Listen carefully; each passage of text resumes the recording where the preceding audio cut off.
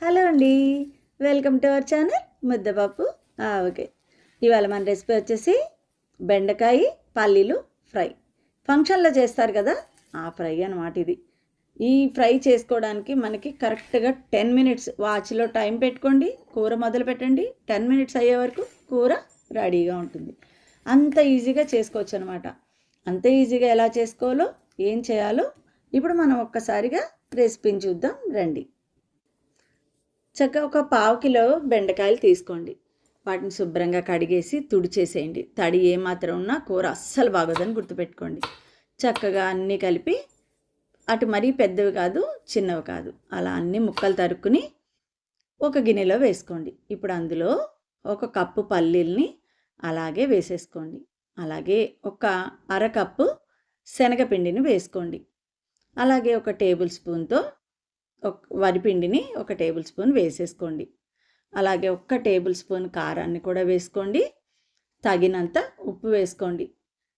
ఉప్పు అలాగా వేస్తే సరిపోతుంది, ఎవరు రుచికి సరిపడ వాళ్ళు వేసుకోండి. అలాగే ఒక్క పావు టీ స్పూను పసుపును కూడా వేసుకోండి. ఒక పావు టీ స్పూను జీలకర్ర పొడి, ఒక పావు టీ స్పూను ధనియాల పొడి, ఒక పావు టీ స్పూను గరం మసాలా, ఇవి కూడా అందులో వేసేసుకోండి. అలాగే ఒక 2 టేబుల్ స్పూన్స్ ఆయిల్ని అందులో అలాగే వేసుకోండి. చక్కగా చెయ్యి పెట్టి శుభ్రంగా 4 మూలలా కలిసేలాగా నిదానంగా ప్రతి ఒక్క ముక్కకి మసాలా కారం అన్నీ పట్టేలాగా కలపండి. ఇవన్నీ బాగా కలిసింది అనిపించాక మీకు అప్పుడు ఇందులో ఒక 2 చుక్కల నీళ్ళని అలా చేతిలో పోసుకొని చిలకరిస్తూ కలపండి. నీళ్ళు ఏ మాత్రం ఎక్కువైనా ఫ్రై అస్సలు బాగోదండి. కాబట్టి కొంచెం కొంచెంగా వేసుకొని నిదానంగా కలుపుకోండి. ఇప్పుడు అలా నీళ్ళ చుక్కలు వేసాం కాబట్టి మనం చక్కగా అన్ని ముక్కలకి ఆ కారం అలా పట్టేలా చూసుకోండి. ఇప్పుడు అందులో ఒక గుప్పెడు కరివేపాకును వేసుకోండి. కరివేపాకు ఎక్కువ వేస్తే చాలా బాగుంటుంది ఫ్రై. కరివేపాకును వేసుకున్నాక ఒక 5-6 వెల్లుల్లి రెబ్బలు తీసుకుని డించిక్లో కాస్త కచ్చపచ్చగా కొట్టేసి అందులో వేసేసుకోండి. అవి అలా కొడితేనే ఆ ఫ్లేవర్ చాలా బాగుంటుందన్నమాట. అక్కడక్కడ వెల్లుల్లిపై ముక్క తగులుతూ ఉంటుంది, వెల్లుల్లి వాసన కూడా బాగా పడుతుంది.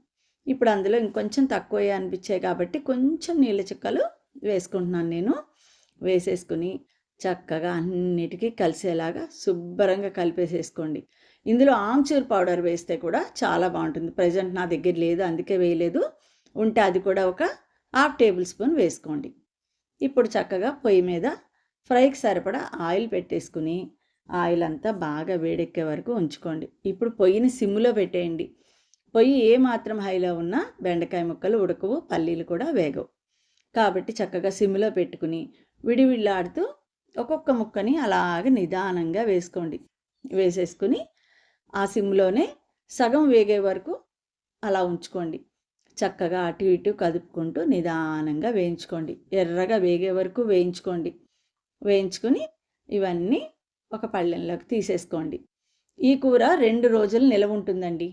2 డేస్ మీకు చక్కగా నిలవ ఉంటుంది. ఇంటికి చుట్టాలు వచ్చారు, గబగబా వాళ్ళకి ఏదైనా వెరైటీగా చేసి పెట్టాలి, కానీ ఇప్పుడు టైం లేదు. అలాంటప్పుడు ఇలాంటి కూర చేశారనుకోండి, వాళ్ళందరూ మీ కూరకి ఫిదా అవ్వాల్సిందే. అంత బాగుంటుంది ఈ కూర.